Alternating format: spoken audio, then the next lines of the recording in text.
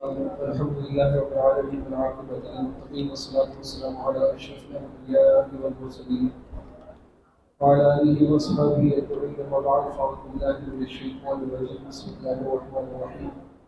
ما كان محمد أبا أحد من رجالكم ولكن رسول الله وخاتم النبيين وكان الله بكل شيء عليما. ببركته الله وملائكته يصلون على النبي يا أيها الذين آمنوا صلوا عليه وسلموا تسليما. محبت کے ساتھ درود پاک پڑھیں. اللهم صل وسلم وبارك على سيدنا محمد وعلى آله وصحبه وآله وسلم صلاة وسلام عليه يا رسول الله. وكلهم من رسول الله من لم يسلم فارفع من الوحي أو يشرب من اليم منزه عن شريك في محاسنه وجوهر الفصل فيه غير متصل ثم رضا عن أبي بكر وعمر والله عليه وعن عثمان ذي الكرم. يا ربي بالمصطفى بلغ مقاصدنا واغفر لنا ما مضى يا واسع الكرم. مولاي صل وسلم دائما ابدا على حبيبنا خير الخلق كلهم. بحمد اللہ تعالی اللہ کے فضل اور کرم سے ختم نبوت کورس ہمارا چل رہا تھا اور آج اس کی چوتھی اور آخری کلاس ہے جس میں ہم کچھ بنیادی اور ضروری باتیں آپ کے سامنے بیان کرنے کی سعادت پائیں گے. اللہ تعالیٰ ہمارے یہاں بیٹھنا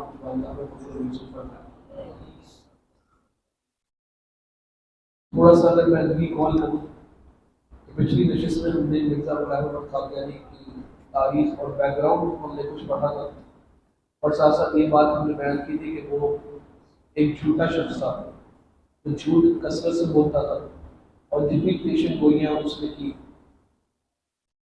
فیوچر کی جتنی خبریں اس نے دی وہ تمام خبریں جو ہے وہ اس کی جھوٹی ثابت ہوئی. آج ہم سب سے پہلے یہ پڑھیں گے کہ مرزا غلام احمد قادیانی نے کیا کیا دعوے کیے اور کس طریقے سے وہ دعویٰ کرتا رہا. یہ بات سے بھی اس کا اندازہ تھا اس بات کا کہ اگر میں فوراً سے نبی ہونے کا دعویٰ کروں گا تو میری بات کو کوئی نہیں مانے گا. اگر میں فوراً سے ہی کہہ دوں کہ میں نبی ہوں تو میری بات کو کوئی نہیں مانے گا. تو اس نے جو ہے وہ بتدریج اسٹیپ بائی اسٹیپ کچھ دعوے کیے اور پھر آہستہ آہستہ بڑھتے اس نے نبی ہونے کا دعویٰ کیا. ایک ایک کر کے آپ کو اس کے دعوے بتاتا ہوں تاکہ ہمارے اور ہمیں تک ہمارے سامنے واضح ہو کہ وہ کس طرح کا کیا اس نے باتیں کی کیا معاملہ تھا. سب سے پہلے مرزا غلام احمد قادیانی نے کتابیں پڑھنا شروع کی اور علم حاصل کی اور علم حاصل کرنے کے بعد اس نے صرف اسلام کے بارے میں علم حاصل نہیں کیا لیکن ساتھ ساتھ جو دیگر مذاہب اس وقت بر صغیر پاک و ہند میں موجود تھے یعنی ہندو مذہب جو موجود تھا آریہ مذہب جو موجود تھا اس طرح کے دیگر مذاہب میں اس نے علم حاصل کیا اور علم حاصل کرنے کے بعد اس نے اپنی پہلے علمی قابلیت کو بڑھایا. علمی قابلیت کو بڑھانے کے بعد اس نے پھر مناظرے اور ڈیبیٹس کرنا شروع کی. یعنی وہ ان مذاہب سے ڈیبیٹ کرتا جو اسلام کے خلاف ہوتا ہے یعنی ہندوؤں سے ڈیبیٹ کرتا آریہ مذہب والوں سے ڈیبیٹ کرتا عیسائیوں سے ڈیبیٹ کرتا. اور چونکہ اس نے دونوں سائڈس کو پڑھا ہوا تھا اسلام کو بھی پڑھا ہوا تھا اس ٹائم پہ اپنے آپ کو مسلمان ظاہر کرتا تھا اور سامنے والے کے جو عقائد اور نظریات تھا اس کو بھی پڑھا ہوا تھا تو اس کی علمی قابلیت کے آگے کوئی ٹک نہیں پاتا اور وہ جو ہے ان کو مات دے دیتا ہرا دیتا مناظرے کے اندر.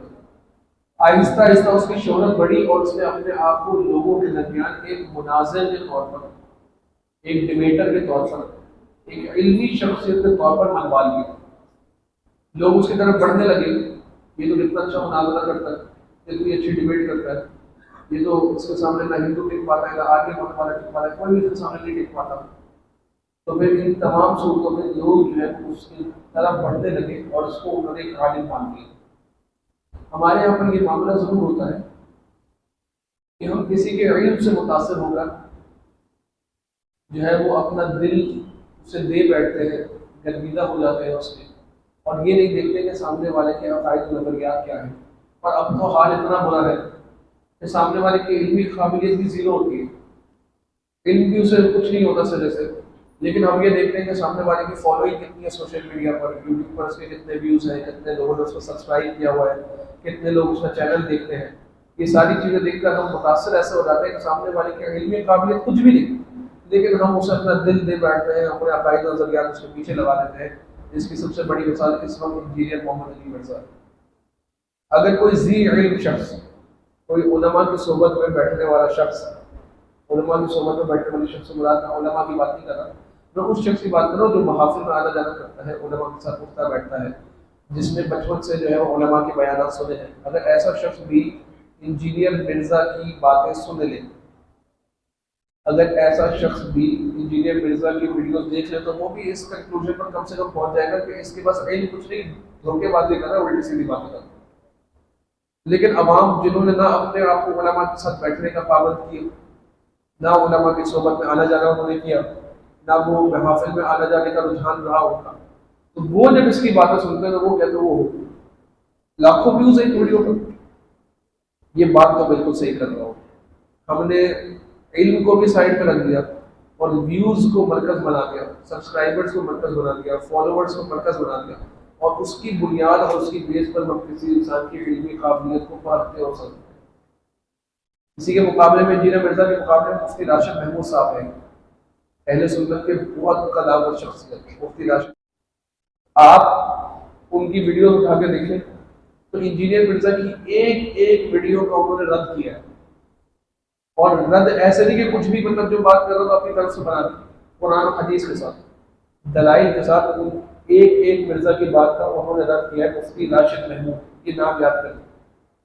اور ایسا رد نہیں کیا کہ اس کی ایک ویڈیو اٹھائی اور اس کا رد کیا، بلکہ لائن بائی لائن اس کے جملے، اس نے ایک جملہ کہا اس پر پوری ویڈیو بنائی، اگلا جملے جو اس نے کہا اس پر ایک الگ ویڈیو بنائی. یعنی ایک ایک حرف پر، ایک ایک جملے پر، ایک ایک لفظ پر انہوں نے ویڈیو بنا کر اس کا رد کیا اور کافی اس کو نقصان پہنچایا. لیکن ہمارے یہاں پر معاملہ یہ کہ ان کو وہ ویورشپ نہیں ملی ہمارے اپنے لوگوں سے ہی جو مرزا کو دوسروں سے ملتی، بلکہ ہمارے لوگ بھی مرزا کو سنتے ہیں. ان کی ویوز اگر آپ دیکھیں گے اور مرزا کی ویوز دیکھیں، زمین آسمان کا فرق ہے. یہ بات بحمد اللہ تعالیٰ اللہ کا فضل اور کرم ضرور ہے کہ پچھلے ایک سال میں ان کو بہت پذیرائی ملی اور ان کا کام بہت زیادہ آگے پہنچا، اور کافی لوگ ان کی وجہ سے دوبارہ سنیت کی طرف آئے، اور بہت سارے لوگ جو دیگر مسالک کو فالو کرتے تھے وہ بھی سنیت کی طرف آئے ان کی باتوں کو سن کر، ان کی ویڈیوز کو دیکھ کر، اور انہوں نے مرزا کے کام کو کافی حد تک ایک بہت بڑی اور بھاری ضرب لگائی. یہ بات ضرور ہے، لیکن پھر بھی وہ کام نہیں. اب اس کی ایک اور مثال دو. بھی حال یہ معاملہ ہوا کہ پہلے مرزا کسی کمرے سے باہر نہیں آتا تھا. میں مرزا کی بات اس لیے کر رہا ہوں کہ اس مرزا میں اور اس مرزا میں آپ کو سملیرٹی نظر آئے گی کافی سارا، باتوں وغیرہ کے اندر بھی، دعوے کے اندر بھی. اپنے آپ کو وہ یہ تو کہہ چکا ہے معاذ اللہ انجینئر مرزا کہ میرا جو دور ہے وہ صحابہ کے دور سے بھی زیادہ بہتر دور ہے. وہ یہ کہہ چکا ہے کہ جو آزمائشیں مجھ پر آئی ہیں ویسی آزمائشیں تو صحابہ پر بھی نہیں ہیں معاذ اللہ العیاذ باللہ. وہ کہہ چکا ہے میں اس دور میں ہوتا تو میں خلیفہ ہوتا، خلیفہ راشدین میں ہوتا معاذ اللہ. اتنی خطرناک باتیں اور دعوے کر چکا ہے. اور ہمارے علماء کہتے ہیں آہستہ آہستہ بڑے گا اس میں، کیونکہ قادیانی کو سپورٹ تو فل کمپلیٹ سپورٹ کرتا ہے، اور ہے بھی غامدی کا ماننے والا، اور غامدی بھی قادیانی کا ہمیشہ سے سپورٹ لگا. تو انجینئر مرزا کی سپورٹ تو قادیانی کو پوری کرتا ہے اور ان کو مسلمان بھی مانتا ہے، اور دلیل بالکل فضول سے دیتا ہے. وہ کہتا ہے کوئی اپنے آپ کو مسلمان ہے تو میں اسے کیسے غیر مسلم کہہ سکتا ہوں. یہی بات غامدی بھی کرتا ہے. اس لیے میں اس کی بات کر رہا ہوں یہاں پر آپ کے سامنے. اب ہوا یہ کہ 4x4 کے کمرے سے نکل کر کم سے کم ٹی وی پر آیا ہے زبر رمضان. ایک چینل والے نے اس کو ٹھیک ٹھاک پیسہ دے کر ٹی وی پر بلا دیا. اب ٹی وی پر آ کر اس نے حضرت معاویہ رضی اللہ تعالیٰ کی شان میں بڑے سخت جملے کہے. اب یہ وہ گفتگو ہے کہ جو ہمارے ٹی وی چینلز پر، سوشل میڈیا پر نہیں ہوتی تھی. یعنی حضرت معاویہ کے معاملہ حضرت علی کے ساتھ جنگ جمل ہو گئی، جنگ صفین ہو گئی، یہ باتیں، یہ الفاظ ہمارے بزرگوں کو پتہ ہی نہیں تھے، کیونکہ یہ وہ چیزیں تھیں جو پبلک نالج کبھی نہیں بنائی. آج کے دور میں انجینئر مرزا جیسے لوگوں کی وجہ سے یہ پبلک نالج بنی، اور پھر شیعوں کو بھی جو ہے وہ اس سے ایک فروغ ملا، اور وہ بھی جو ہے وہ انہوں نے وہ دلیر ہوئے کہ اب وہ ان کی باتیں جو ہے وہ پبلک کرنے لگے. یہ باتیں اپنی امام باڑوں میں تو کرتے تھے وہ لوگ، لیکن اب انہوں نے اس کی ویڈیوز بھی بنانا شروع کر دی کہ انہیں سمجھ آ گیا کہ اب ہمارے پاس ایک سپورٹ آ گئی. تو وہ پہنچ گئے کسی چینل پر. اب وہاں پر جو ہے وہ ایک دیوبندی مفتی صاحب بیٹھے ہوئے تھے، انہوں نے جو ہے وہ مرزا کا صحیح طریقے سے چترول کیا اور اس کا رد کیا. اب ٹھیک ہے وہ انہوں نے کیا، وہ ایک ان کا وہ بھی دیوبندی بھی مرزا کے خلاف تھا، انہوں نے ایک اپنا کام کیا. لیکن حیرانگی کی بات مجھے یہ لگی کہ مفتی راشد محمود صاحب جو پچھلے 4 سال سے کام کر رہے ہیں، ہمارے سنیوں نے کبھی ان کو اتنا پروموٹ نہیں کیا جتنے اس دیوبندی کو پروموٹ کیا اور اس کو وائرل کیا ہمارے اپنے لوگوں نے. تو ہم کیا ہے، ہم سامنے کے حوالے کے عقائد اور نظریات کو بھی دیکھتے ہیں، ہم علمی قابلیت پر بہہ جاتے ہیں، ویوز پر بہہ جاتے ہیں، سبسکرائبر پر بہہ جاتے ہیں، ان چیزوں پر بہہ جاتے ہیں. وہ ایک قدم یہ ضرور تھا کہ ٹھیک ہے انہوں نے ٹی وی پر آ کے دلیری کے ساتھ ایک بات کی انہوں نے اور کر دی، لیکن ہمارے علماء تو یہ تو اب بول رہے ہیں، ہمارے علماء تو تب سے بولتے ہیں، ان کو آپ نے تسلیم نہیں کیا، آپ نے اپنے علماء کو جو ہے وہ ان کو نہیں سراہا، ان کو آپ یہاں پر آ گئے ان کے ساتھ جن کے ساتھ ہمارا ایک بڑا اختلاف ہے اور ان کو جو ہے وہ آپ سپورٹ کریں. اور صرف سپورٹ نہیں کر رہے، ویڈیو میں پیچھے وہ جو ہمارے ترانے ہیں نا، لو آ گئے میدان جو وفادار صاحب وہ ترانا چل رہا ہے پیچھے بیٹھے. اب یہ جب ان کو کھل کے بات کریں تو پھر پتہ چلے گا کہ حضرت معاویہ کو سپورٹ کرتے ہیں، لیکن اس کے ضمن میں جو ہے یہ لوگ اہل بیت کی شان میں مسافر کر رہے ہوتے ہیں. تو کہاں سر پکڑ کے جاؤ گے پھر؟ ابھی تو سپورٹ کر دیا، وائرل کر دی ویڈیو، بعد میں یہی بندہ کوئی اور بات کرے گا جو آپ کے مسلک کے خلاف ہوگی، تو پھر اس ٹائم پر جو ہے وہ پھر سب بھاگے لوگ کہ نہیں کہ بھائی ہمارا ان سے کوئی اعلان برات کا اعلان اور ہمارا ان سے کوئی لینا دینا. قانون اور نظریہ لا جو ہے وہ ایک ہی ہونا چاہیے. یہ کیا معاملہ کہ کبھی یہ کبھی وہ. اور جب آپ کے پاس اہل سنت میں ایسے عظیم علماء اور مفتیان کرام بیٹھے ہیں جو اتنا بڑا کام کر رہے ہیں، تو ان کو سپورٹ کرو، ان کو وائرل کرو، اپنے حلقہ یا باتوں ان کو پھیلاؤ، اور جو ہے وہ تاکہ لوگوں تک یہ بات پہنچے کہ اہل سنت ہمیشہ سر فہرست رہی ہے. بات سمجھانے کی یہاں پر یہ کہ یہ کام جن کو دیگر مسائل کو دیر سے ریئلائز ہوا نا، وہیں پر اہل سنت کے نام پر علماء مفتیان کرام یہ کام 4 سال پہلے سے کرتے. طارق مسعود کا جو مناظرے کا ایک معاملہ ہوا پورا کہ طارق مسعود نے جو ہے وہ انجینئر کو مناظرے کا چیلنج کیا، خود طارق مسعود کے بعد بھی کوئی علمی قابلیت نہیں ہے، وہ بھی زیرو ہے، ممبر پر بیٹھ کے جو ہے وہ مذاق مستی مسخرے کرتا ہے. ہمارے لوگ ہمیں سمجھ نہیں آتا، ہمارے سنی اس کو بھی بہت زیادہ سنتے ہیں اور شیئر کرتے ہیں، سمجھ سے باہر.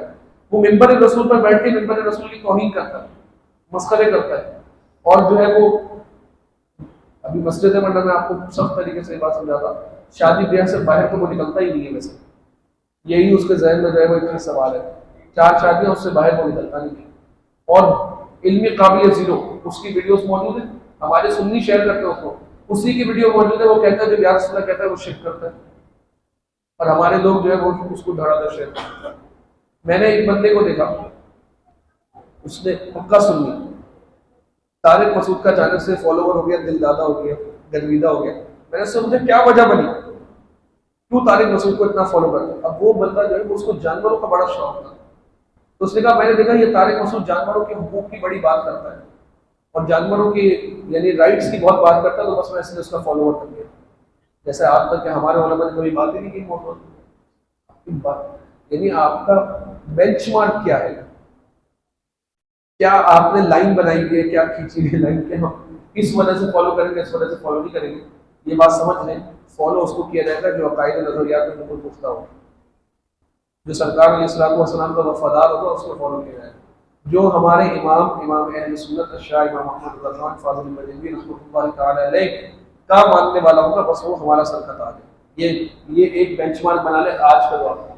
عقائد کی بات کرو، فقہ میں اختلاف تو اپنی جگہ پر سیدی صاحب نے بھی جو ہے وہ کیا، فقہ کے اختلاف کی بات نہیں کر رہا، میں عقائد و نظریات کی بات کر رہا ہوں کہ جو عقائد و نظریات اعلیٰ حضرت نے دی اس میں ہماری آنکھیں کیا ہے بند ہے، کیا ہے بند ہے. اب آئے مرزا، کیونکہ یہ حربہ جو ہے نا یہ اس بہت پہلے سے طور پر بنایا جاتا ہے، بعد میں وہ عقائد و نظریات دیے جاتے ہیں جن سے بندہ بہک جاتا ہے. ایک اور مثال اس کی طاہر القادری ہے. طاہر القادری کو لوگ جو ہے وہ علمی طور پر مانتے ہیں، لیکن جب اس نے اپنے آپ کو علمی طور پر منوا لیا تو پھر بہت ساری ایسے باتیں کی کہ جو اہل سنت کے عقائد و نظریات کے بالکل خلاف ہے. اب اگر کوئی طاہر القادری کا فالوور یہاں بیٹھا اس کو میری بات بری لگی تو بات تو ہم سچ ہی کریں گے، اور یہ بات سچ ہے.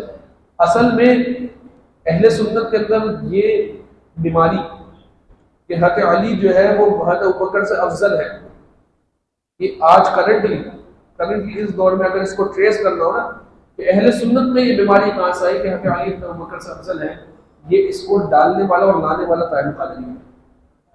اپنی کتاب میں اس نے یہ بات لکھی کہ حضرت ابوبکر سیاسی خلیفہ ہے اور حضرت علی جو ہے وہ حضور کے روحانی اور حقیقی خلیفہ ہے. یہ بات لکھی اس نے اپنی کتاب میں. لیکن مولا علی خود کہتے ہیں اگر مجھے کوئی ابوبکر عمر سے افضل بتائے تو میں اسے 80 گھوڑے کی سزا دوں. ہم کیا کرتے ہیں، ہم دیکھتے ہیں بھائی 4 دلیل پڑھی اس نے، عربی اس کو بہت اچھی بولنے آتی ہے، انگریزی بہت اچھی اس کو بولنے آتی ہے، فالو ورڈ اس کے بہت سارے، ہم نے کہا بس یہی دل دیں گے اپنا. یہ روش درست نہیں ہے. عقیدہ اور نظریہ پہلے دیکھا جائے گا، اعمال و علم و یہ ساری چیزیں بعد میں دیکھی جائیں گی. سابقہ اگر آپ مثال دیکھ رہے ہو تو ابن تیمیہ جو علمی حلقے سے وابستہ ہے وہ لوگ جانتے ہیں ابن تیمیہ بہت بڑا نام ہے. ابن تیمیہ کی اگر آپ شروع کی زندگی کتابیں پڑھیں نا، اتنا بڑا وہ کام کر کے گیا اور ایسا تحقیقی کام اس نے کیا ابن تیمیہ نے کہ بندہ دنگ رہ جاتا ہے. اللہ تعالیٰ نے اس کو کتنا علم دیا تھا، لیکن جب بہکا تو ایسا بہکا کہ اس نے یہ کہہ دیا کہ اللہ تعالیٰ کے لیے جسم ثابت ہے. ابن تیمیہ یعنی ایسا گمراہ ہوا کہ اللہ تعالیٰ کے لیے جسم ثابت کر دیا. علم بلند پائے کا علم تھا اس کے پاس، یہاں تک کہ ممبر جو ہے نا، یہ ممبر اس کی سیڑھیاں ہیں، ممبر کی سیڑھیوں پر چڑھتا اور اترتا اور بتاتا اللہ تعالیٰ عرش پر ایسے سیڑھیاں چڑھ کے جاتا اور ایسے اترتا ہے. معاذ اللہ. جبکہ عقیدہ یہ کہ اللہ تعالیٰ جسم سے پاک ہے، اللہ تعالیٰ کسی خاص جگہ پر نہیں، وہ اس نے اب اس کی رحمت اور اس کی قدرت اور اس کے علم نے تمام کائنات کا احاطہ کیے ہوئے. لیکن وہ کیا کرتا، سیڑھیاں چڑھتا اترتا، کہتا اللہ تعالیٰ آسمان پر معاذ اللہ ایسے جاتا اور ایسے اترتا. اور یہ کوئی چھوٹا نام میں نہیں لے رہا آپ کے ساتھ، ابن تیمیہ بہت بڑا نام ہے اس وقت کا. بعد میں پھر علماء نے اس کا رد کیا اور کہا کہ یہ باتیں تو ہمارے عقیدے کے خلاف ہیں، ورنہ آپ شروع کی کتابیں لیکن خاص طور پر ختم حضور علیہ السلام کے ناموس پر یہ کتاب جو ابن تیمیہ نے لکھی ہے، بلند پائے کی کتاب ہے، بہترین کتاب لکھی ہے اس نے. لیکن یہ پہلے کی بات ہے. اب مرزا نے کیا کیا، دوبارہ موضوع کی طرف آ جائے. مرزا نے یہ کیا، اس نے لوگوں کے سامنے یہ بات کی کہ بھائی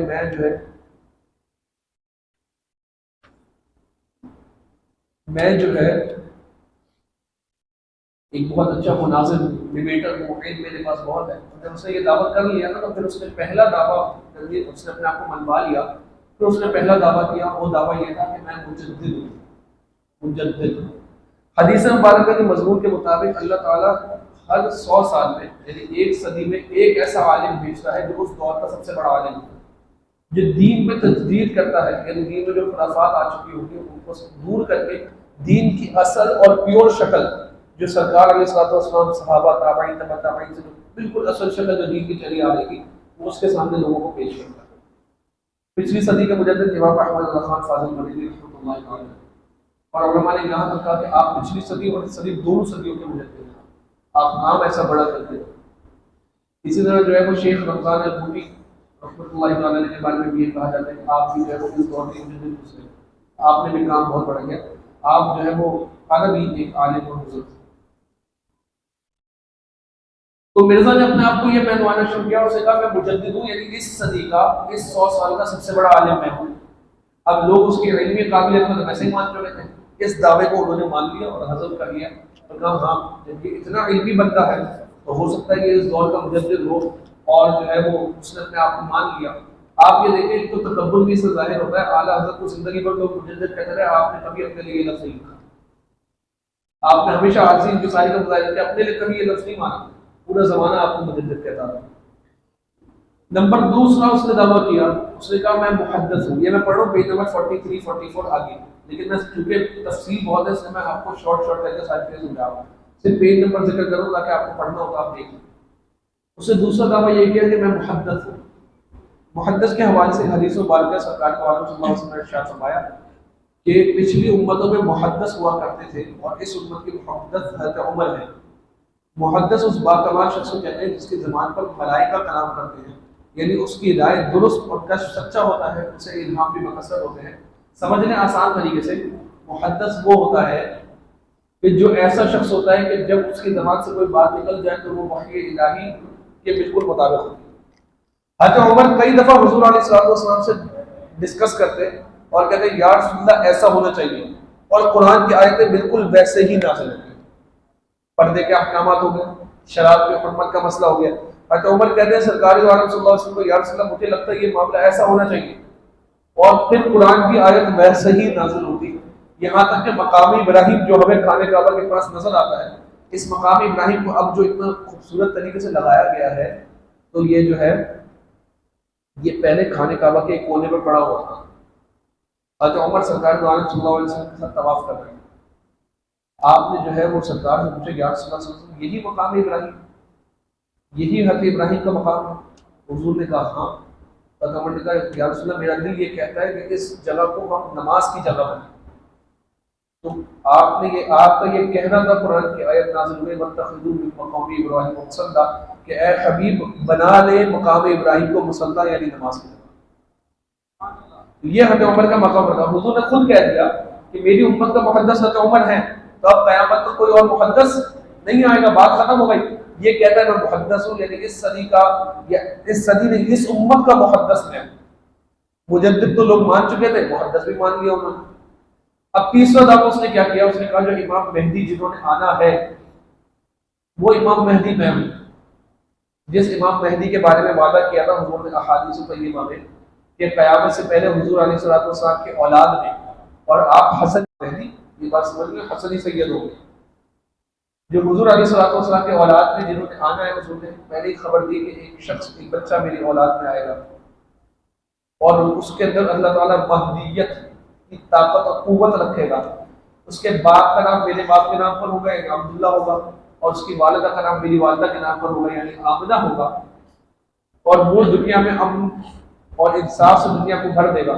یہ امام مہدی نے آنا ہے، قیامت سے پہلے آپ تشریف لائیں گے، اس پر ہمارا ایمان اور یقین ہے۔ مرزا نے تیسرا دعویٰ یہ کیا، اس نے کہا یہ امام مہدی جنہوں نے آنا ہے نا وہ میں ہوں۔ تیسرا دعویٰ معاذ، یعنی آہستہ آہستہ کیا کر رہا ہے؟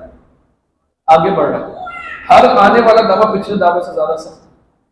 چوتھا دعویٰ اس نے یہ کیا کہ حضرت عیسیٰ نے جو آنا ہے نا، تو میں حضرت عیسیٰ تو نہیں ہوں، لیکن میں حضرت عیسیٰ کی طرح ہوں، مجھے بھی مسیح یعنی لوگوں کے لیے رہنما اور ہدایت والا بنا کر بھیجا گیا ہے۔ تو اس نے یہ کہہ دیا جیسے حضرت عیسیٰ آئیں گے نا، تو حضرت عیسیٰ کی طرح ہی میں بھی آیا ہوں۔ اب امام مہدی والے دعوے سے بھی شفٹ ہو گیا، اب اپنے آپ کو مثل مسیح کہہ دیا کہ جس مسیح کا ذکر قرآن میں ہے اور حدیث میں ہے، جنہوں نے آنا ہے تو عیسیٰ تو آئیں گے، میں آگے ہوں ان کے جیسا ہوں۔ اور پھر پانچواں دعویٰ اس نے کیا کہ نہیں نہیں نہیں، میں ان کے جیسا نہیں ہوں، جس حضرت عیسیٰ نے آنا ہے وہ میں ہی ہوں، معاذ اللہ علیہ، یعنی رک نہیں رہا۔ اور خود اس کی بات میں اتنا تضاد، میں نے پچھلی مرتبہ یہ بات کہی تھی، مرزا سے قادیانیوں سے ڈیبیٹ مرزا کی زندگی پر ہوتی ہے، بس ان کو بولو یہ 10 دعوے اس نے کیے، 10 میں سے کتنے دعوے سچے ہیں؟ کوئی ایک ہی ہوگا، باقی سارے جھوٹے۔ تو جھوٹ کے دعوے ہونے کی وجہ سے تمہارا خود ساختہ نبی جو تھا وہ جھوٹا تھا، اور اس کی اپنی زبان کے مطابق کتا، سور اور بندر سے زیادہ بدتر تھا۔ ہم تو کچھ نہیں کہہ رہے، اس کی کتابوں کی بات۔ تو اس نے کہہ دیا میں عین عیسیٰ ہوں، میں ہی عیسیٰ ہوں، یہاں بھی نہیں رکا۔ چھٹا دعویٰ اس نے کیا کیا؟ اس نے کہا میں عیسیٰ علیہ السلام سے افضل اور بڑھ گیا ہوں، یعنی جس عیسیٰ نے آنا ہے نا، تو میں وہ عیسیٰ سے بھی بڑھ کر نبی ہوں، معاذ اللہ العیاذ باللہ۔ حضرت عیسیٰ کی شان قرآن مجید فرقان حمید میں بیان اللہ رب العزت نے کی ہے۔ حضرت عیسیٰ کو روح اللہ کا لقب دیا گیا، قرآن روح اللہ، اور آپ کو معجزات ایسے عظیم دیے گئے تھے اللہ رب العزت کی طرف سے کہ آپ اندھے کے چہرے پر ہاتھ پھیرتے آنکھیں آ جاتی، آپ ایسے جس کو برس کی بیماری ہوتی ہے، جسم پر پھوڑے ہو چکے ہوتے ہیں، پیپ والے بدبودار، آپ اس کے جسم پر ہاتھ پھیرتے بیماری ٹھیک ہو جاتی۔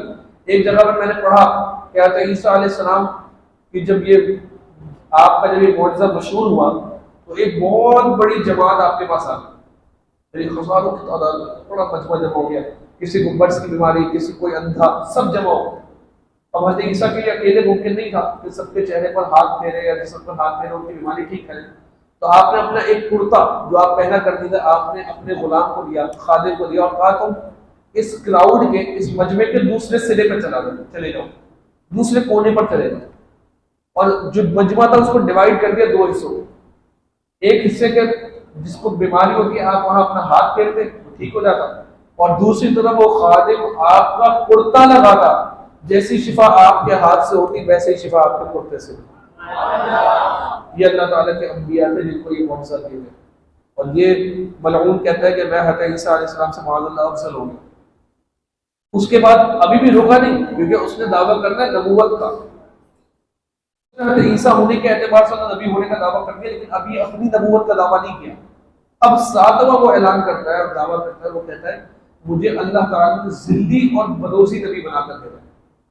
ذلی اور بروزی نبی کیا ہے، یہ نوٹس میں سے پڑھ لیں تاکہ آپ کو آسانی سے سمجھ آ جائے. Page number 47.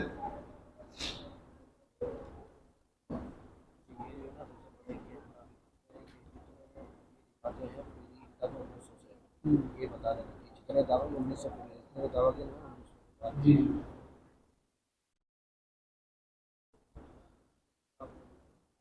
Point number 7. 1899 میں ذلی بروزی نبی ہونے کا دعویٰ کیا. مرزا غلام احمد قادیانی کا کہنا تھا کہ وہ مستقل نبی نہیں ہے مگر ذلی اور بروزی نبی ہے، مگر بعد میں مستقل شریعت والی نبوت کا دعویٰ کر دیا جس کا حوالہ آگے آتا ہے. ذلی بروزی نبوت کی نئی اصطلاح قادیانی کے تخلیقی ذہن کی ایجاد کرنا ہے. ذل سے اس کی مراد یہ ہے کہ وہ محمد صلی اللہ علیہ وسلم کی ذات بے مثل کا سایہ ہے، اور بروز سے مراد یہ ہے کہ اس کی ذات میں نبی کریم صلی اللہ علیہ وسلم کے تمام کمالات و خوبیوں کا ظہور ہو چکا ہے، اور قادیانی کی ذات گویا کہ نبی کریم صلی اللہ علیہ وسلم کی ذات ہے معاذ اللہ. یعنی اب اس نے کیا کیا، اسے دو اصطلاحات سے بنے. اس نے کہا میں ذلی بروزی نبی ہوں، یعنی یہ کہ میں حضور کی اجازت سے آیا ہوں. ذلی بروزی نبی کا مطلب میں حضور کی اجازت سے دنیا میں بھیجا گیا ہوں، میں آپ کے سائے کی طرح ہوں، آپ جیسا تو نہیں، آپ کے سائے کی طرح ہوں، لیکن جو جو خوبیاں اللہ تعالیٰ نے آپ کو دی تھی نا، وہ ساری خوبیاں اللہ نے مجھے دے دی ہے معاذ. اس نے یہ دعویٰ کیا. اس کے بعد دعویٰ کرتا ہے، دو دعوے سے ساتھ کیے، 8واں اور 9واں دعویٰ، وہ میری طرف ہی توجہ رکھیں. اس کے بعد اس کا دعویٰ یہ ہے کہ مجھے اللہ تعالیٰ نے شریعت بھی دے دی، اور میں اب حقیقی طور پر نبوت کے ساتھ بھیج دیا گیا ہوں.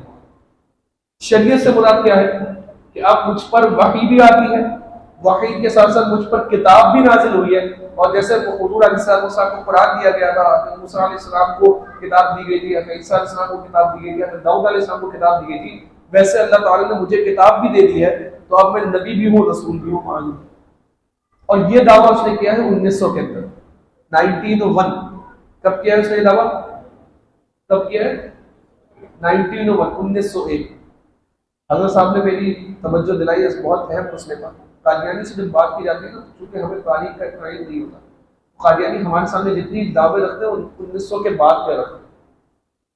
وہ پہلوں کی کتابیں چھپا دیتے ہیں، کیونکہ ان کو پتا کہ پہلے کی کتابیں سامنے لائیں گے تو پھر اتنے سارے الگ دعوے، کبھی مثل مسیح ہے، کبھی مہدی ہے، کبھی کیا ہے، کبھی کیا ہے. تو وہ سامنے جو ہے وہ کانسیپٹ اور کتاب جو رکھتے ہیں لا کر، وہ 1900 والی یا اس کے بعد والی رکھتے ہیں کہ دیکھو صرف نبوت میں دعویٰ کیا، وہ یہ کتاب ہے. اس کے بعد اس نے 10واں دعویٰ کیا جو انتہائی خطرناک دعویٰ.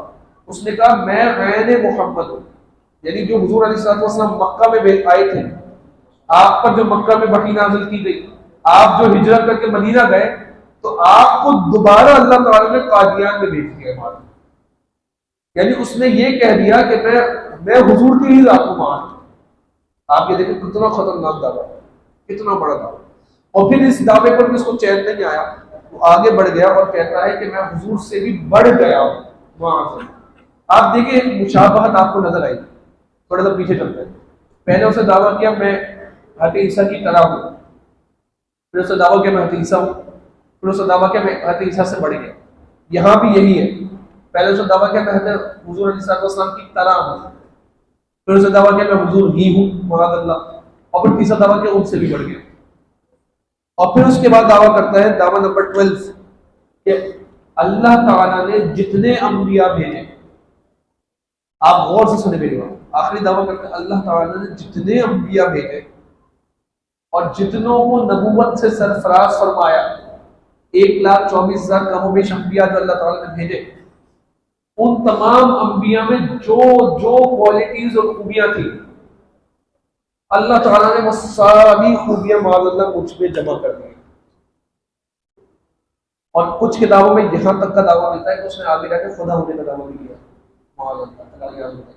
لیکن یہاں اس کے دعووں کی لسٹ جو ہے وہ پہلا دعویٰ اس نے کیا مجدد ہونے کا، پھر محدث ہونے کا، پھر محدث ہونے کے ساتھ ساتھ امام مہدی ہونے کا دعویٰ، پھر حضرت عیسیٰ کی طرح ہونے کا دعویٰ. حضرت عیسیٰ کی طرح ہونے کا دعوے کے ساتھ ساتھ جو ہے پھر اس نے دعویٰ کیا کہ میں حضرت عیسیٰ کی ہوں، پھر اس نے دعویٰ کیا کہ میں جو ہے وہ حضرت عیسیٰ سے بڑھ گیا ہوں معاذ اللہ. پھر اس نے دعویٰ کیا ذلی بروزی نبی ہونے کا دعویٰ کیا، پھر اس نے غیر حقیقی نبی ہونے کا دعویٰ کیا، صاحب شریعت نبی ہونے کا دعویٰ کیا، حضور علیہ السلام کی ہی طرح نہیں بلکہ عین محمد ہونے کا دعویٰ کیا. آپ سے بڑھنے کا دعویٰ کیا، اور آخر میں اس نے کہا تمام انبیاء کی جتنی خوبیاں اور صفات تھی سب اللہ تعالیٰ نے مجھ میں معاذ اللہ جو ہے وہ جمع کر دی. العیاذ باللہ. اب پیج نمبر 54 پر کہ ہمارے علماء نے اس دور میں کیا رد کیا اور کیا بات کی. کوئی مجھے پانی پلا دے گا،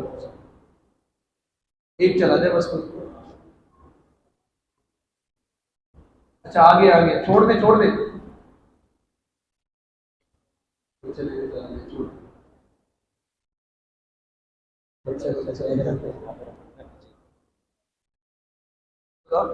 وہ جماعت کا رد عمل. غلام احمد قادیانی کے دعوی نبوت اور خرافات کے خلاف اس زمانے کے علماء اہل سنت نے محدود بھر کاوشیں کی، تقاریر، تصانیف، تالیفات اور مناظروں کے ذریعے اس فتنے کا بھرپور رد فرمایا اور اس کی گمراہیت کا پردہ فاش کیا اور لوگوں کے ایمان کی سلامتی کو یقینی بنایا. غلام احمد قادیانی کی کتاب براہین احمدیہ کے سب نوٹس کی طرف توجہ رکھیں، ادھر ادھر کوئی نہ جائے، بات نہ کریں. نام صاحب آگے آ جائیں، چلے گئے بابا، آپ آگے آ جائیں، آ جائیں آ جائیں آگے آ جائیں، کرسی لے آؤ ایک. غلام احمد قادیانی کی کتاب براہین احمدیہ کا تیسرا حصہ 1882 میں شائع ہو کر سامنے آیا تو اس کے کفر و گمراہی کے رد میں سب سے پہلے بزرگ عالم دین علامہ مفتی غلام دستگیر قصوری نقشبندی رحمۃ اللہ تعالی نے رسالہ تحریر کیا جس کا نام تحقیقات دستگیریہ زد حفوات براہینیہ ہے. آپ نے یہ رسالہ 1883 میں تحریر فرمایا اور اس کے ذریعے مرزا قادیانی سے کفریہ نظریات سے رجوع کا مطالبہ کیا، مگر وہ ٹس سے مس نہ ہوا اور خاموشی اختیار کی. سب سے پہلے جو سر فہرست نکلے، ایک چھوڑ کے آگے آگے کیا ہی آپ کو اچھی خاصی ماشاءاللہ مجھے احتکاف کا شیڈول بتا، آپ کو ٹھیک ٹھاک نیند ملی ہوگی. ایک چھوڑ کے بالکل آگے آ جائے. اب سلسلہ یہ ہوا کہ سب سے پہلے مرزا کے خلاف جنہوں نے کام کیا مفتی غلام دستگیر قصوری رحمۃ اللہ تعالی علیہ تھے. حصول برکت کے لیے ایک بات بیان کروں، غور سے سنیے. مفتی غلام دستگیر قصوری رحمۃ اللہ تعالی علیہ وہ شخصیت تھے جنہوں نے سب سے پہلے قاسم نانوتوی اور خلیل احمد البیٹوی کے خلاف کام کیا. دیوبندی ایک یہ اعتراض کرتے ہیں، ضمن ایک بات کروں، دیوبندی ایک یہ بات کرتے ہیں کہ اس دور میں جب اعلیٰ حضرت نے ان کے خلاف فتویٰ جاری کیا اور حسام الحرمین لکھی، تو دیوبندی یہ بات کرتے ہیں کہ اس دور میں اتنے بڑے بڑے علماء تھے تو کسی نے ان پر کفر کا فتویٰ نہیں لگایا. ہمارے جو بزرگ ہیں ان کے مطابق کسی نے ان پر کفر کا فتویٰ نہیں لگایا. سب سے پہلے کفر کا فتویٰ اعلیٰ حضرت نے لگایا. تو ہم کہتے ہیں اعلیٰ حضرت نے کتاب جو ہے وہ بعد میں لکھی ہے، اور 1905 میں مفتی غلام دستگیر قصوری رحمۃ اللہ تعالی نے خلیل احمد البیٹوی کے ساتھ، جس نے قاسم نانوتوی کے اشارے پر براہین قاطعیہ لکھی تھی، اور اس میں جو ہے وہ حضور علیہ السلام کی شان میں اور آپ کے ختم نبوت کے حوالے سے جو ہے وہ گستاخانہ باتیں لکھی گئی تھی. تو خلیل احمد البیٹوی نے اس سے غلام دستگیر قصوری رحمۃ اللہ تعالی نے مناظرہ کیا، جبکہ دونوں بڑے اچھے دوست تھے، لیکن اس کو سامنے بٹھا کر بولا تم نے یہ کیا بات کی. تو اس سے مناظرہ کیا، مناظرہ کرنے کے بعد اسے ہرایا، اور ہرانے کے بعد جو ہے وہ پورا مناظرہ جسے تقدیس الوکیل کے نام سے جانا جاتا ہے، وہ پورا مناظرہ جو ہے وہ شائع بھی ہوا. تو یہ جو ایک فریب ہوتا ہے نا کہ سب سے پہلے اعلیٰ حضرت نے فتویٰ دیا، اس سے پہلے فتوے دیے جا چکے تھے. اعلیٰ حضرت نے ایک ڈیٹیل میں کام کر کے علماء حرمین کا فتویٰ بھی اس حوالے سے. تو یہ بات بھی ہمیں پتہ ہو کہ مفتی غلام دستگیر قصوری رحمۃ اللہ تعالی علیہ کی بڑی قربانیاں ہیں اس حوالے سے.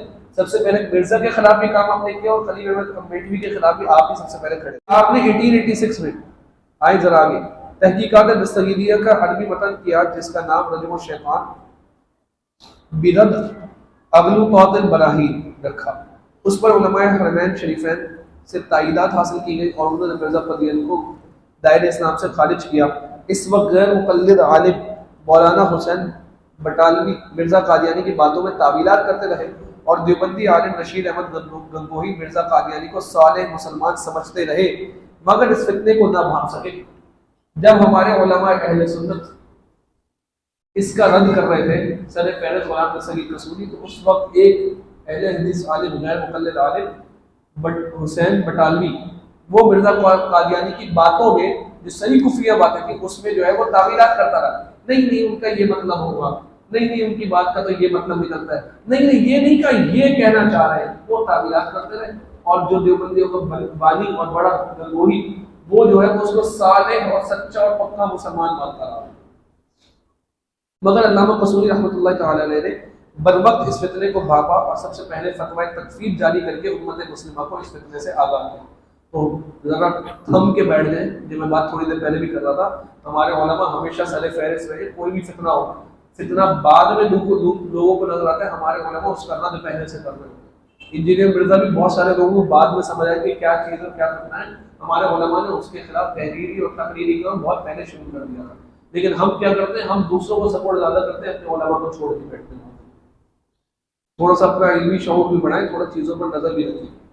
بعد میں دیگر علماء اہل سنت والجماعت نے مرزا قادیانی کے رد میں اپنی خدمات انجام دی. چند نمایاں نام یہ ہیں: حضرت علامہ مفتی غلام رسول مدثری، قاضی اہل سنت حضرت علامہ مفتی قاضی فضل احمد لدھیانوی، حضرت علامہ مولانا فقیر محمد جہلوی، شیخ الاسلام محمد انوار اللہ خان فاروقی، اعلیٰ حضرت امام اہل سنت مولانا امام احمد خان فاضل بریلوی، حجت الاسلام حضرت علامہ مفتی حامد اللہ خان فاضل بریلوی، تاجدار گولڑا پیر سید مہر علی شاہ صاحب گولڑوی چشتی رحمۃ اللہ تعالی علیہ.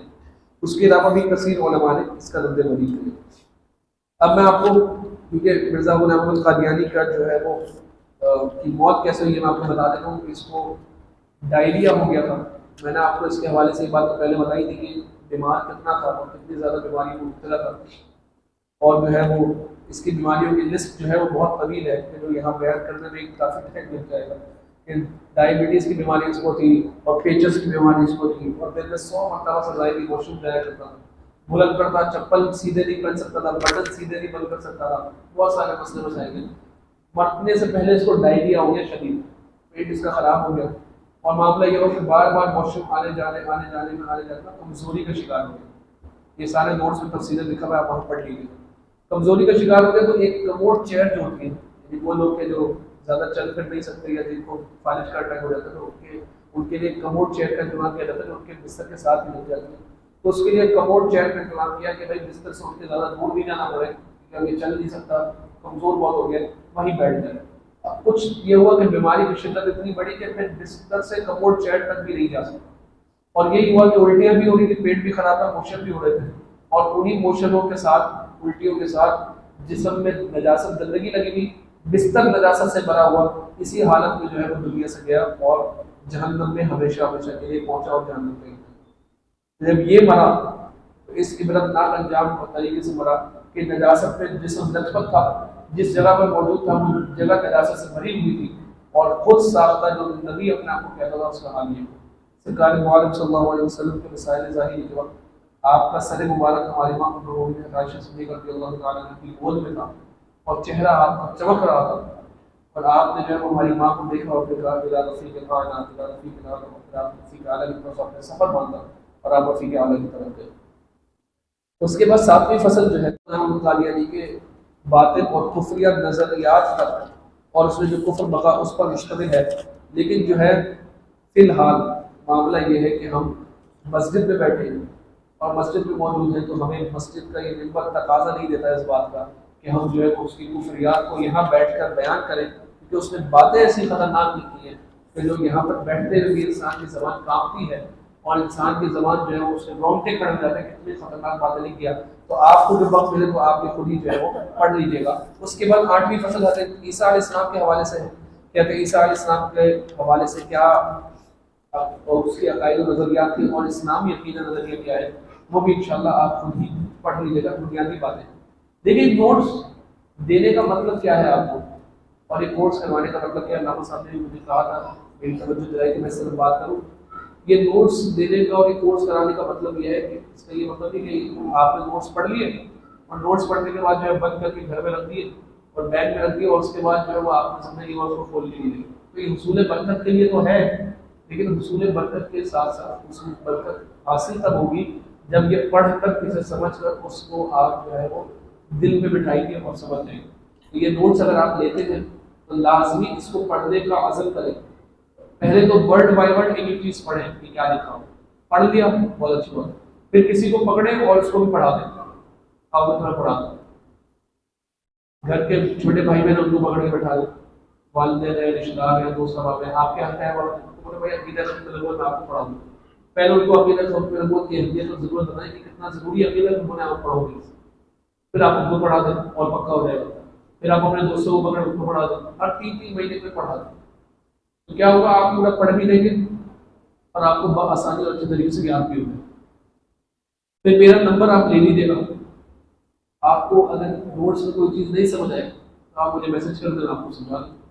لیکن اب تو دور بہت آسان ہے نا، اب تو کوئی مسئلہ نہیں، اب تو رات کے 4 بجے بھی 10 کالیں آتی ہیں، علامہ صاحب یہ مسئلہ ہو گیا بیان کرتے، وہ نہیں کہ اچھا سو تو نہیں گئے تھے، سو رہے تھے بھائی بتاؤ، سو بھی رہے تھے تو آپ اپنا مسئلہ بتا دیں کوئی بات، تو یہ ہوتا ہے، دور تو آسان ہو گیا، واٹس ایپ پر کسی کو فوراً جواب دیں گے تو ناراض بھی ہو جاتے لوگ کہ آپ نے جو ہے وہ میری بات میں جواب نہیں دیا اور آپ نے جو ہے مجھے اگنور کر کے اگنور بھی کیا، ہمیں مجھ سے ہوتے ہیں بہت سارے معاملات، لیکن یہ ایک آسانی والی سہولت ہے اب تو کہ آپ نے سوشل میڈیا پہ کسی کو بھی میسج کیا یا علماء اور مفتیان کرام سے اگر آپ کا رابطہ ہے یا کسی کا نمبر ہے آپ کے پاس آپ کو میسج کرے، کوئی بھی مسئلہ پوچھ سکتے ہیں۔ پہلے کے دور میں تو خطوط لکھنے پڑتے تھے اور پھر انتظار کرنا پڑتا تھا کہ کب خط کا جواب آئے گا اور کب ہم تک وہ فتویٰ موصول ہوگا، پہنچے گا، پھر وہ ہوگا۔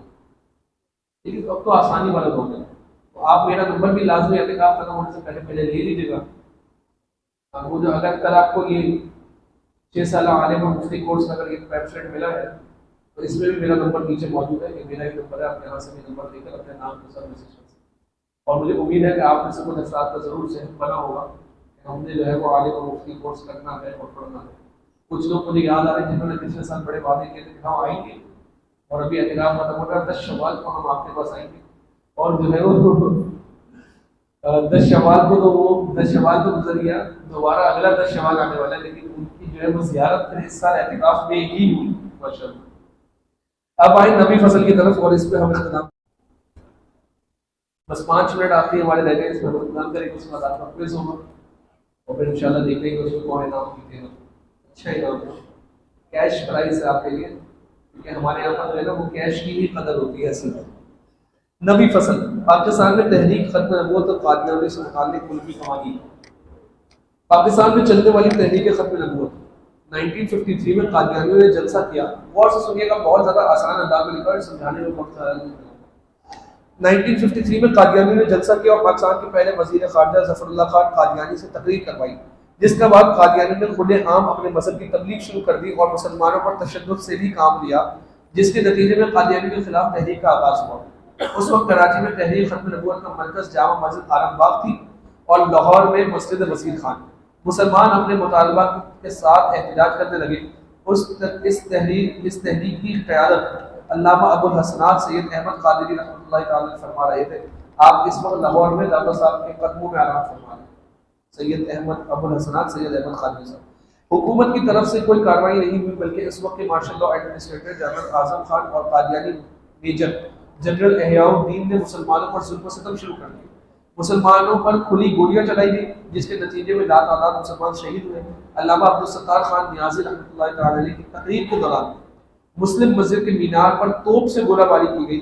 مسلم مسجد اور مسجد وزیر خان میں فوجیوں نے جوتے سمیت گھس کر گولیاں چلائیں اور ہزاروں مسلمانوں کو شہید کر دیا۔ لاشوں کے 3 4 منزلہ ڈھیر لگ گئے اور صرف وہی زندہ بچے جو ان لاشوں کے نیچے رکھ گئے۔ جب ان کے خلاف تحریک چلائی گئی کیونکہ انہوں نے اسپیچ وغیرہ کرائی اور اپنے مذہب کی تشہیر کی، تو ہمارے مساجد کے اندر گھس کر ہمارے مسلمان بھائیوں کو جو ہے وہ ڈائریکٹ فائر کیے گئے، اسٹریٹ فائر کیے گئے۔ اور یہ ہمیشہ سے سلسلہ رہا ہے کہ جو بھی ناموس رسالت اور ختم نبوت کے لیے نکلتا ہے تو اس کے ساتھ ایسا ہی ہوتا ہے۔ حال میں کچھ عرصے پہلے بھی آپ نے یہ معاملہ دیکھا کہ جب جو ہے وہ ناموس رسالت کے لیے اور ختم نبوت کے لیے اور فرانس کے سفیر کو نکالنے کے لیے جب لوگ روڈ پر آئے تو ان پر ڈائریکٹ اور اسٹریٹ فائر کیے گئے۔ کوئی اور پولیٹیکل پارٹی ہوتی ہے جیسے کہ عمران خان کا مسئلہ جو ہے تو اس پر شیل مارے، اور وہ بھی شیل میرے سامنے، میں اسلام آباد موٹر کے پر پھنس گیا تھا اور میرے سامنے شیلنگ ہو رہی تھی، اور وہ شیل بھی ایسے نرم طریقے سے مار رہے تھے۔ سامنے بندہ ہے 20 بھی نہیں، بلکہ میں تو یہ کہوں گا ایک ہی بندہ اکیلا کھڑا تھا، باقی سارے تو پیچھے بھاگ گئے، اور ایک بندہ کوئی تھا نفسیاتی، عمران خان کا دل دادا، وہ اکیلا شیل اٹھا کے پھینک رہا تھا۔ سامنے پولیس کی فوج ہے اور وہ ان کو پکڑ نہیں رہے تھے، پکڑنا چاہ رہی تھی، اور انہوں نے جو ہے وہ لاٹھی رکھی ہوئی تھی اپنے ہاتھ میں۔ لیکن جب سامنے مسلمان اور صحیح العقیدہ سنی مسلمان تھے اور انہوں نے فرانس کے سفیر کو نکالنے کے لیے روڈ بنائی تو ان پر باقاعدہ اسٹریٹ فائر کی گئی۔ وہ آج کے دور میں کوئی چیز ڈھکی چھپی نہیں ہوتی، اس کی باقاعدہ ویڈیوز اور ان کی لاشیں اور ان کے زخمی لوگ جو مساجد میں پڑے ہوئے تھے ان کی ویڈیوز موجود ہیں، آپ نیٹ پر دیکھ سکتے ہیں، بلکہ آپ نے دیکھی بھی ہوگی۔ یہ کوئی ڈھکی چھپی بات نہیں ہے. اس دور میں بھی یعنی 1953 میں بھی یہی معاملہ ہوا. اتنی گولیاں ماری گئی کہ مسجد کے اندر یعنی آپ دیکھیں لاشوں پہ ڈھیر لگ گئے, کتنے لوگ مرے ہوئے, شہید کیے گئے ہوں, اور وہ بچ گیا کہ جو ان لاشوں کے نیچے دب گیا. ہوا یہ آگے مسلم مسجد, اچھا قائدین علماء کو گرفتار کیا گیا, انہیں جیل بھیجا گیا اور سزائے موت سنائی گئی. پاکستان کی حالت دن بدن کشیدہ ہوتے جا رہے تھے اور یہ خبریں بیرون ملک بھی جا رہی تھی. کئی ممالک نے پاکستان کی حکومت کو مشورہ دیا کہ علماء کو ہرگز پھانسی نہ دی جائے ورنہ ملک کے حالات مزید کشیدہ اور ابتر ہو جائیں گے. حکومت نے خوف کے سبب قائدین کی سزائے موت کو عمر قید میں تبدیل کر دیا. پھر یہ 1953 کے 20 سال بعد کی تقریباً بات ہے کہ 29 مئی 1974 میں ربوہ اسٹیشن سے گزرنے والے طلباء پر نے حملہ کر کے تشدد کا نشانہ بنایا اور زد و کوب کیا, جس کے نتیجے میں پورے ملک میں احتجاج اور مظاہروں کی لہر دوڑ گئی اور تمام مسلمانوں کا مطالبہ تھا کہ ربوہ کو کھلا شہر قرار دیا جائے. جب حکومت کی طرف سے مظاہروں پر توجہ نہ دی گئی تو ان مظاہروں نے تحریک کی شکل اختیار کر لی اور اس تحریک میں تمام مسالک کے لوگ شامل تھے. اس تحریک کے جنرل سیکرٹری مولانا سید محمود احمد رضوی تھے اور اس وقت مولانا شاہ احمد نورانی صدیقی, شیخ الحدیث علامہ عبد المصطفیٰ اظہری, مولانا محمد ذاکر اور مولانا سید محمد علی قومی اسمبلی کے رکن تھے. مولانا شاہ احمد نورانی صدیقی رحمۃ اللہ تعالی علیہ نے 3 جون 1974 کو قادیانیوں کو غیر مسلم اقلیت قرار دیے جانے سے متعلق قرارداد پیش کی. قادیانی کی طرف سے مطالبہ ہوا کہ ہمیں بھی اپنا موقف بیان کرنے اور دفاع کا موقع دیا جائے. ان کی سفارش قبول کی گئی اور مرزا قادیانی کے دفاع کے لیے مرزا کا پوتا مرزا ناصر بیگ حاضر ہوا.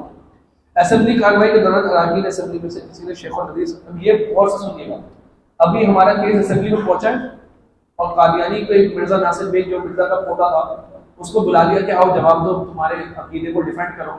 اب یہ ٹرننگ پوائنٹ ہے کہ ہمارے فیور میں قرارداد کیسے منظور ہوئی اور کیا ہوا, کیونکہ اس وقت بھی بہت سارے پولیٹیشین ایسے تھے جو قادیانیوں کو سپورٹ کرتے تھے اور قادیانیوں کے لیے نرم گوشہ رکھتے تھے. اب یہ غور سے سنیے گا, نوٹس میں دیکھیں, نوٹس نہیں ہے میرے الفاظ, غور سے سنیں. اس وقت کے وزیر اعظم جناب ذوالفقار, اچھا اراکین اسمبلی میں سے کسی نے شیخ الحدیث علامہ عبد المصطفیٰ اظہری سے سوال کیا کہ یہ لوگ ہماری طرح نماز پڑھتے ہیں اور روزہ رکھتے ہیں, آپ انہیں کافر کہہ رہے ہیں, یعنی کلمہ بھی ہماری طرح پڑھتے ہیں, روزہ بھی رکھتے ہیں, نماز بھی پڑھتے ہیں, حج کو بھی مانتے ہیں, زکات بھی دیتے ہیں, آپ انہیں کافر قرار دے رہے ہیں. کافر تو نہیں ہوئے, سارے کام تو مسلمان والے کرتے ہیں. اس وقت کے وزیر اعظم جناب ذوالفقار علی بھٹو صاحب کا بھی یہی سوال تھا, جس پر علامہ اظہری صاحب نے مرزا قادیانی کے پوتے سے سوال کیا کہ اگر کوئی شخص مرزا قادیانی کو نہ مانے تو تمہارے نزدیک وہ کون ہے؟ مرزا ناصر نے فوراً جواب دیا, وہ ہمارے نزدیک کافر ہے. علامہ اظہری نے اسمبلی میں موجود لوگوں کو سمجھایا کہ قادیانی تمام مسلمانوں کو کافر سمجھتے ہیں, یعنی انہوں نے یہ سمجھایا کہ تم ان کو مسلمان ڈکلیئر کرنے میں لگے ہو, یہ تو پوچھو یہ تمہیں مسلمان سمجھتے یا نہیں سمجھتے. مرزا ناصر نے کہا ہم اس کو نہیں مانتے جو مرزا غلام القادیانی کو نہیں مانتے, یعنی ہمارے نزدیک سب کافر. اب اسمبلی والوں کو ہٹی بنی, انہوں نے کہا ہم ان کو بچائیں اور ان کو کہیں مسلمان اور یہ ہمیں کہیں کافر, تو ان کو بچانے کا کیا, یہ تو خود کافر, سب کو سمجھ آ گئی یہ بات, اللہ تعالیٰ نے سب کے دل میں ڈالی اور یہ ٹرننگ پوائنٹ بنا. ذوالفقار علی بھٹو صاحب کے ذہن سے یہ بات ٹکرائی اور انہوں نے پھر اس معاملے میں ذاتی دلچسپی دکھائی اور سلسلہ وار اسمبلی کے اجلاس ہوتے رہے جس میں مرزا کے پوتے کو اپنا دفاع کرنے کا بھرپور موقع دیا گیا, لیکن وہ جھوٹا اپنی ناپاک کوشش میں ناکام رہا. بالآخر علماء اہل سنت کی کوششوں سے 7 ستمبر کو قادیانیوں کو قومی اسمبلی سے متفقہ طور پر غیر مسلم اقلیت قرار دے دیا گیا. اب آئیں اگلے پیج پر لکھا ہوا ہے کہ قادیانی کیا کیا نہیں کر سکتے. 298B میں بیان کردہ تعزیرات نکات, میں وہ ٹیبل پڑھ رہا ہوں جو ٹیبل آپ کے پیج نمبر 85 پر بنا ہوا ہے. 298B میں بیان کردہ تعزیرات نکات, سزائے قید 3 سال اور جرمانہ الگ. قادیانی لاہوری گروہ کے ہر فرد پر مذکورہ نکات کی پیروی تحریر زبان اور زبان سے ہر طرح سے لازم ہے. 2 گروپس کی بات ہے, قادیانی گروپ ایک لاہوری گروپ. لاہوری گروپ وہ ہے کہ جو مرزا قادیانی کو نبی نہیں مانتا, لاہوری گروپ اسے مجدد مانتا ہے. وہ اس کے پہلے دعوے پر نہیں رکے, انہوں نے کہا ہم نبی تو نہیں مانتے, مجدد مانتے. ہم کہتے ہیں کہ اگر تم اسے مسلمان بھی مانتے ہو تو یہی تمہارا کفر ہے اور تم بھی کافر. کچھ لوگوں نے گھمایا بات کرنا, انہوں نے کہا نہیں ہم اس کو نبی نہیں مانتے, باقی آگے جا کے تو بھٹک گیا تھا اپنے دعووں کے اندر, لیکن ہم اسے مجدد ضرور مانتے ہیں. ہم نے کہا مسلمان مانتے ہو, کہا ہاں مسلمان مانتے. ہم نے کہا مسلمان ماننے کی وجہ سے خود مسلمان نہیں کرتے, تو اس لیے دونوں پر حکم ایک ہی لگا, قادیانی گروپ پر بھی لاہوری گروپ پر. اچھا اب کیا قادیانی کام نہیں کر سکتے وہ پڑھ لیں. نمبر 1، قادیانی محمد رسول اللہ صلی اللہ علیہ وسلم کے کسی خلیفہ یا صحابی کے علاوہ کسی دوسرے شخص کو امیر المومنین نہیں کہہ سکتا، خلیفۃ المسلمین نہیں کہہ سکتا، صحابی نہیں کہہ سکتا۔ السلام کے ازواج مطہرات کے علاوہ کسی دوسرے ذات کو ام المومنین نہیں کہہ سکتا۔ حضور علیہ السلام کے اہل بیت کے افراد کے علاوہ کسی شخص کو اہل بیت نہیں کہہ سکتا۔ اپنی عبادت گاہ کو مسجد نہیں کہہ سکتا، اپنے مذہب میں عبادت کی طرف بلانے کے طریقے کو اذان نہیں کہہ سکتا، اپنے مذہب میں عبادت کی طرف بلانے کے لیے مسلمانوں کی اذان سے صورت اختیار نہیں کر سکتا۔ 298 جے میں بیان کردہ تعزیرات نکات کیا ہے؟ نمبر 1، قادیانی لاہوری گروپ کا کوئی بھی شخص خود کو بالواسطہ یا بلا واسطہ مسلمان ظاہر نہیں کر سکتا۔ قادیانی پر یہ قانون جرم ہے کہ وہ اپنے آپ کو مسلمان کہے، 3 سال کی قید ہے اور جرمانہ الگ ہے۔ نمبر 2، قادیانی لاہوری گروپ اپنے مذہب کو اسلام نہیں کہہ سکتا۔ قادیانی لاہوری گروپ اپنے مذہب کی تبلیغ یا تشہیر نہیں کر سکتے۔ قادیانی لاہوری گروپ دوسروں کو اپنا مذہب قبول کرنے کی دعوت نہیں دے سکتے۔ قادیانی لاہوری گروپ مسلمانوں کے مذہبی احساسات کو مجروح نہیں کر سکتے۔ پیج نمبر 86 نیچے اینڈ میں آ جائے۔ قرآن و سنت کی تعلیمات، علماء دین کے ارشادات، تاریخ حوالہ جات اور پاکستان میں قادیانیوں کی قانونی حیثیت بیان ہونے کے بعد یہ بات روز روشنی کی طرح واضح ہو چکی ہے۔ قادیانی کفر و گمراہی پر مشتمل مذہب ہے اور مرزا غلام احمد قادیانی گمراہ اور دجال ہے۔ اس کے پیروکار جو خود کو مسلمان کہتے ہیں ان کا اسلام سے کوئی تعلق نہیں، ان کی تعلیمات جھوٹ، خرافات، مغلظات اور گستاخیوں پر مبنی ہے اور قادیانی مذہب انگریزوں کا خود ساختہ دین ہے۔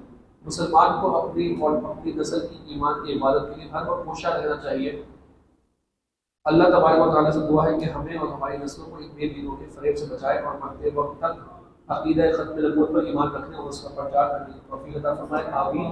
وآخر دعوانا الحمدللہ رب العالمین۔ آپ کے پاس ریویژن کے لیے ٹائم ہے، 5-10 منٹ ریوائز کر لیں، اس کے بعد آپ کا فوراً جو ہے وہ ٹیسٹ شروع ہو جائے گا۔ اللہ تعالیٰ سے دعا ہے کہ جو کچھ سیکھا اسے سمجھ کر عمل کرنے کی توفیق عطا فرمائے، اسے ہمارے لیے باعث نجات بنائے، آمین۔ وآخر دعوانا الحمدللہ رب العالمین۔ کوئی معتکف نیچے نہیں جائے گا، کوئی معتکف اوپر نہیں جائے گا۔